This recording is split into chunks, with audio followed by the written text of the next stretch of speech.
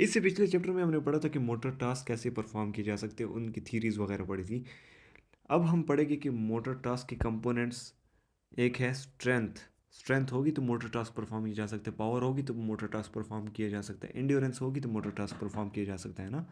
तो हम spinal cord injury के पेशेंट्स में स्ट्रेंथ ट्रेनिंग कैसे करते हैं टू डू मोटर टास्क। सही है। तो motor task can be limited by strength, power and endurance. तो स्ट्रेंथ के बारे में पहले पढ़ते, फिर पावर और एंड्योरेंस के बारे में। ठीक है। तो स्ट्रेंथ जो होता है वो जो है एक मेन कंपोनेंट है मोटर टास्क का। जब एक पेशेंट के जो अपर लिम्ब के मसल्स है वो काम करे लेकिन लोअर लिम्ब के काम नहीं करे, तो वो पेशेंट डिपेंडेंट होते हैं अपर लिम्ब के मसल पे अपनी बॉडी को लिफ्ट करने के लिए। ज़्यादातर जो स्पेसिफिकली मसल है ट्राइसेप और लैटिसिमस डोर्सा है, पेशेंट अपनी बॉडी को लिफ्ट कर सकता है इन मसल्स के थ्रू। ठीक है। तो और ज़्यादातर इन मसल्स को हम स्ट्रेंथन करते हैं क्योंकि ये मसल जो है ज़्यादातर स्पाइनल कॉर्ड इंजरी में ज़्यादातर डायरेक्टली अफेक्ट नहीं होते हैं। और जब ये अफेक्ट नहीं होते, ये normal able bodied individual, normal मैं हूँ या आप हैं, आप जितने उन स्पाइनल कॉर्ड इंजरी के पेशेंट भी के जो मसल्स होते हैं वो भी उसी तरह काम कर रहे होते हैं जो ट्राइसेप्स और जो लेटेस्मस डोर्साई अगर नॉर्मल हो। ठीक है। तो इन मसल्स को ट्रेन करना हमारे ज़रूरी है क्योंकि वो पेशेंट सिर्फ इसी पे डिपेंडेंट होते हैं, बाकी उसके लोअर लिम्ब पैरालाइज्ड होती है ज़्यादातर। ठीक है। तो ये जो मसल्स हैं इनको स्ट्रेंथनिंग नॉर्मल पीपल से ज़्यादा करनी पड़ती है क्योंकि इसमें इतना ज़ोर नहीं होता कि पूरी बॉडी को लिफ्ट कर सके। हम नॉर्मल बंदे हैं, हम अपने लेट्स और साथ ही साथ ट्राइसेप्स को यूज़ करके ज़्यादा बॉडी को लिफ्ट करना हमारे लिए भी मुश्किल है। तो अगर स्पाइनल कॉर्ड इंजरी का पेशेंट है तो वो तो इसी पे डिपेंडेंट है, तो उसकी ज़्यादा स्ट्रेंथनिंग इस पे की जाती है। सही हो गया। तो इसके अलावा अगर कोई पेशेंट जो है उसके पैरालाइज पार्शियली पैरालाइज मसल है तो उन पार्शियली पैरालाइज मसल पे काम करेंगे ताकि अगर वो उस पर डिपेंडेंट है। सही है। तो स्ट्रेंथनिंग होगी। दूसरा पावर, मसल पावर जो है वो भी एक मेजर कंपोनेंट है मोटर टास्क करने में। बस ऐसे टास्क होते हैं जैसे कि इधर लिखा हुआ है कि व्हील चेयर को आप स्लो पे लेकर जाते हैं तो उस टाइम आपको तेज़ी से झटका दे के अपने हाथ को आगे की तरफ करना पड़ता है व्हील चेयर को ऊपर लेकर जाने के लिए। इसके अलावा जब आपने बायलैटरल नी एंकल फुट ऑर्थोसिस पहना हो और साथ क्रचीज पकड़े हो तो आप जंप लगा के एक एक स्टेप से दूसरे स्टेप पे जाते हैं, तो जंप के लिए आपको पावर की ज़रूरत होती है। तो पावर और स्ट्रेंथ में फ़र्क ये है, स्ट्रेंथ मसल की फोर्स को कहते हैं, मसल में कितना ज़ोर है। अच्छा, पावर किसे कहते हैं? वही ज़ोर आप कितनी जल्दी इस्तेमाल कर सकते हो। सही है। तो उसको पावर कहते हैं। Amount of work done in specified period of time, जल्दी करेंगे आप तो आप में ज़्यादा पावर है, अगर आपने वही जो फोर्स है ज़्यादा टाइम में इस्तेमाल की तो पावर कम कहलाती है। सही है। तो इधर यही बात की हुई है। मोटर टास्क जो है मसल एंड्योरेंस की वजह से भी इफ़ेक्ट हो सकता है। कैसे? एक पेशेंट जो है वो उसने इधर से आप एक कमरे से दूसरे कमरे जाना हो जा सकता है, लेकिन एक पेशेंट, उसी पेशेंट ने अगर एक कमरे से दूसरे घर के दूसरे कमरे में जाना हो तो वो थक जाएगा रास्ते में क्योंकि उसकी एंड्योरेंस इतनी नहीं होगी। एंड्योरेंस का मतलब है आप फोर्स को ज़्यादा टाइम के लिए जनरेट करें, ज़्यादा टाइम तक एक मसल को यूज़ करें। पावर एक मसल को ज़्यादा ज़ोर जल्दी यूज़ करे, और स्ट्रेंथ उस मसल के ज़ोर को कहते हैं। ठीक है। तो थोड़ी सी भी स्ट्रेंथ पावर एंड्योरेंस में इम्प्रूवमेंट है तो हम काफ़ी motor task enable to perform हो सकते हैं। सही है।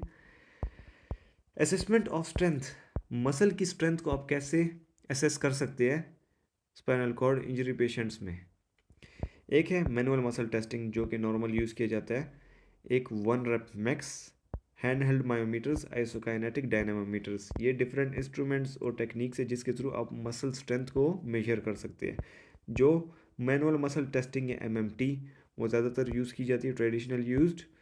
इसमें आप इंडिविजुअल मसल जैसे कि एक मसल ब्रेकियोरेडियलिस हो गया आप उसको भी चेक कर सकते हो, या आप ग्रुप ऑफ मसल जैसे एल्बो फ्लेक्सर्स उसमें बाइसेप हो गया, बाइसेप के अलावा ब्रेकियलिस हो गया, तो एक से ज़्यादा ग्रुप ऑफ मसल्स को आप एक साथ भी टेस्ट कर सकते हो MMT से। तो इसमें 2 किस्म के यूज़ करते हैं, बल्कि 3 किस्म के। एक है 6 पॉइंट, 0 1 2 3 4 5 6, दूसरा 11.0 से लेके 10 तक होता है, सॉरी ये 6 नहीं होता, 0 से लेके 5 तक होता है, ये 0 से लेके 10 तक होता है। तो 0 भी जब काउंट होता है तो 11 बनता है या 6 बनता है।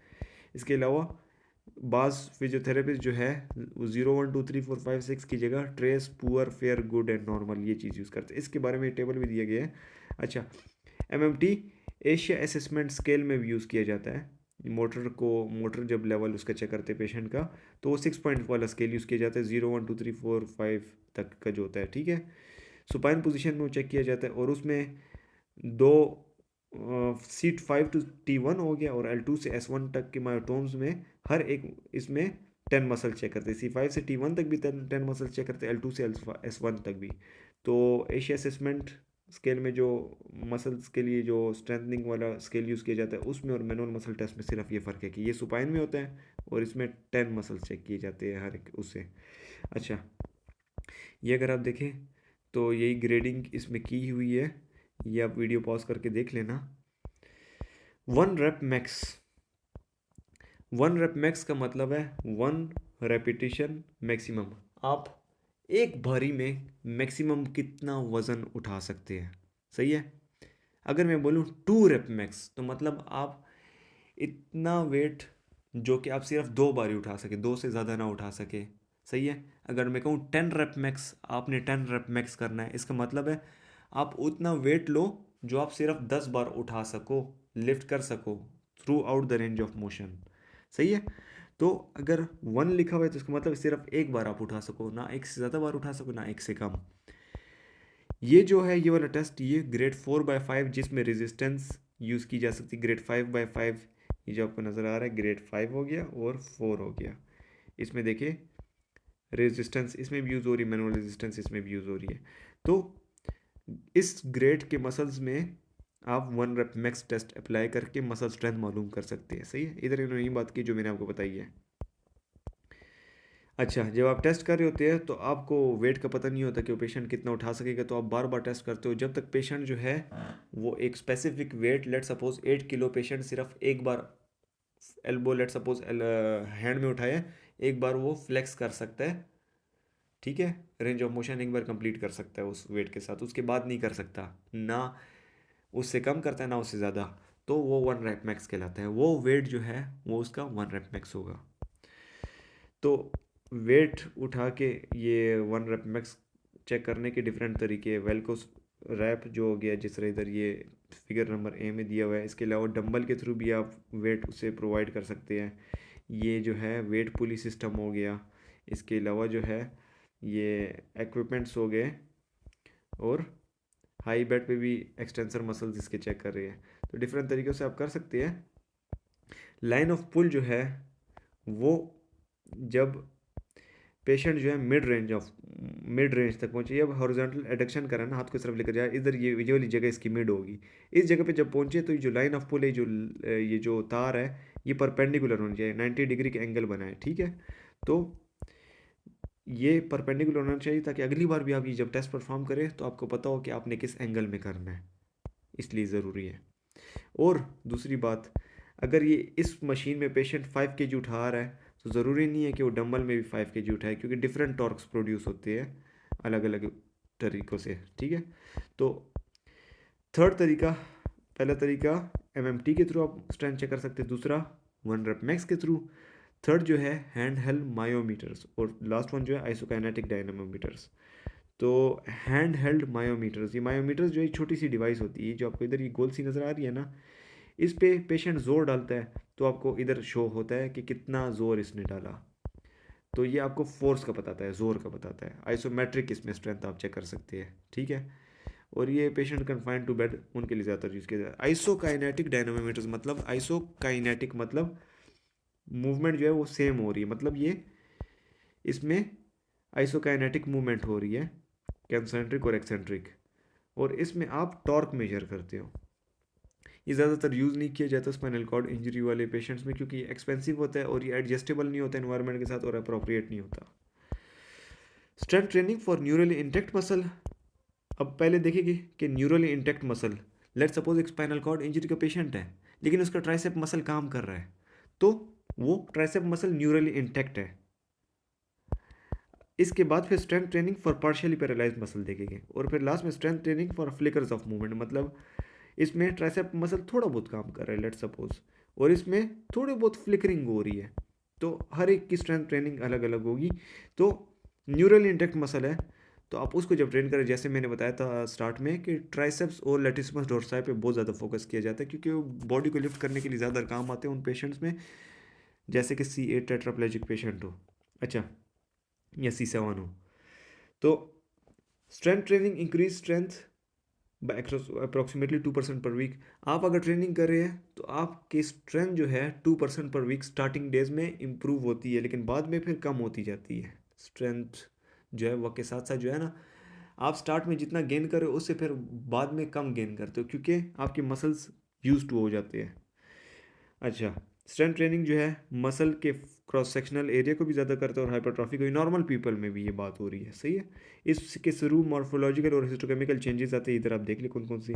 अच्छा, अर्ली स्टेजेस, आप चाहे जिम भी जा रहे हो, जिम का पेशेंट हो, सॉरी जिम का बंदा हो, वो जिम जा रहा है, जब स्टार्ट स्टार्ट में जाता है तो उसकी स्ट्रेंथ गेन ज़्यादा आती है। वो लेट सपोज पहले दिन अगर 5 kg उठा रहा है, एक हफ्ते बाद वो 10 kg उठा रहा होता है, तो काफ़ी जल्दी इंप्रूवमेंट आती है। वो इंप्रूवमेंट जो है वो हाइपरट्रॉफी की वजह से नहीं आती स्टार्टिंग में वो बेटर मोटर यूनिट सिक्रोनाइजेशन, फायरिंग और रिक्रूटमेंट वगैरह, इन चीज़ों की वजह से स्पाइनल कॉर्ड और सुपरा स्पाइनल ट्रैक्ट्स जो होते हैं उनमें चेंजेस आती है, जिसकी वजह से वो ज़्यादा वजन उठा सकता है, ना कि मसल में चेंजेस आती है। तो स्टार्टिंग में ये होता है, फिर बाद में जो है तकरीबन 2 मंथ्स बाद 3 मंथ्स बाद जो है ना, उसकी मसल की हाइपरट्रॉफी होती है, मसल साइज में इंक्रीज होता है, उसके बाद चेंजेस आती है। तो ये बात होगी। Progressive resistance training, strength training जब आप कर रहे हैं तो उसके लिए जो है आपने प्रोग्रेस करना है, मतलब अगर आपने स्टार्टिंग में 5 kg उठा रहे हो, बाद में पेशेंट के लिए आसान हो जाता है 5 kg, तो फिर आपने अपनी रेजिस्टेंस भी ज़्यादा करनी होती है, सही है। तो 3 की एस्पेक्ट्स है रेजिस्टेंस ट्रेनिंग के।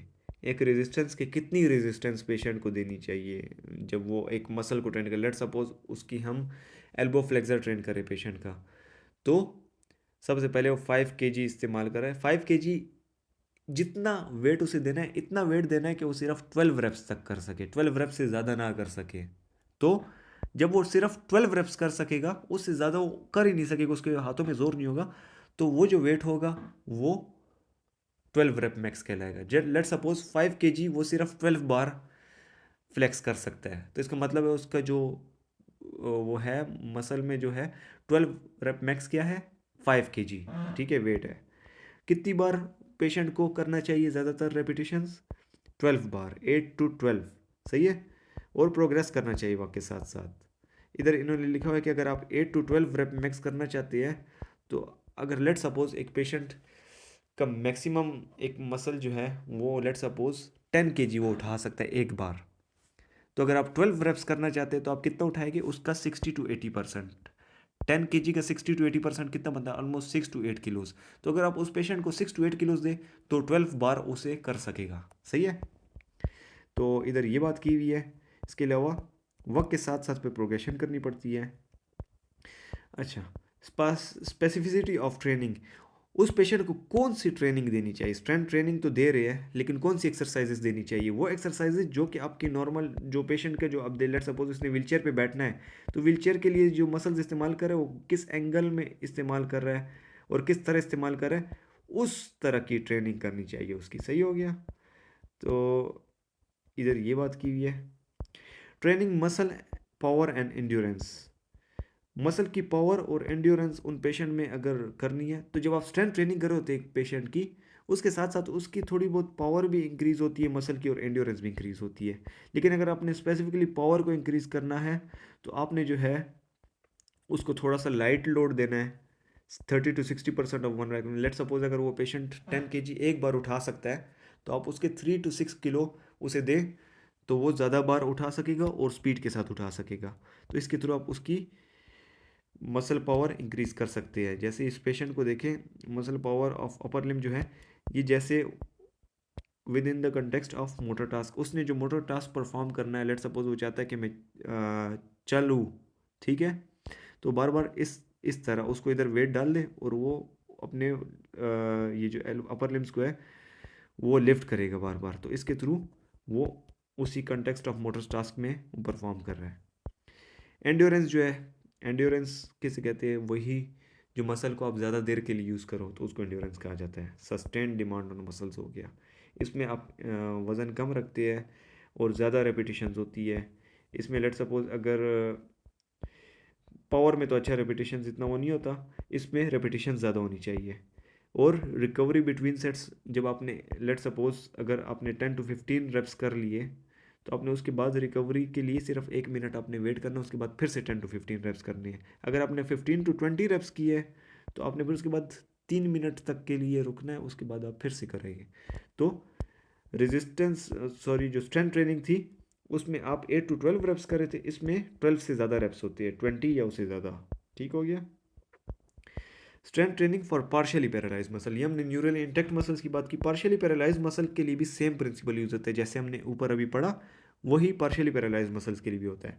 लेकिन अगर एक मसल इतना पैरालाइज है कि वो सिर्फ उसमें ग्रेड 2/5 की स्ट्रेंथ हो, मतलब कि वो ग्रेविटी एलिमिनेटेड मूवमेंट कर सके, तो उसको आप एक्सरसाइजेस ग्रेविटी एलिमिनेटेड पोजीशंस में दे, जैसे कि इसके एल्बो फ्लेक्सर्स के मसल जो है वो ये हम ट्रेन कर रहे हैं, तो हम उसको ऐसी पोजीशन में, साइड लाइन वाली पोजीशन में हम उसे दे रहे हैं और इसका हैंड इस पुली सिस्टम ने पकड़ा हुआ है, तो ये एल्बो फ्लेक्स कर रहे हैं, इसमें ग्रेविटी एलिमिनेटेड है। ठीक है, इसी तरह स्लाइड बोर्ड का भी यूज़ कर सकते हैं।